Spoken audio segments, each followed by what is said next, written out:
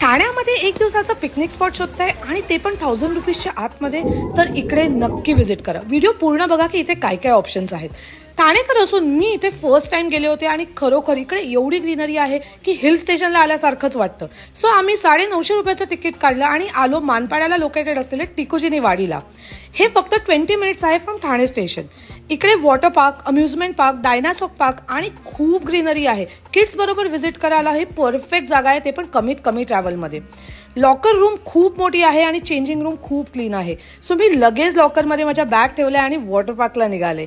इकडे इंडियाचं biggest water play station आहे आणि ते पण 12+ वॉटर स्लाईड बरोबर आणि क्रिस्टल क्लिअर पाणी होतं, जे माझ्यासाठी खूप इम्पॉर्टंट होतं. त्याचबरोबर 30+ एक्साइटिंग स्लाईड्स आहेत. आणि एवढी मस्ती केल्यानंतर पोटाची सोय तर हवी ना, तर इकडच्या कॅन्टीनला नक्की व्हिजिट करा.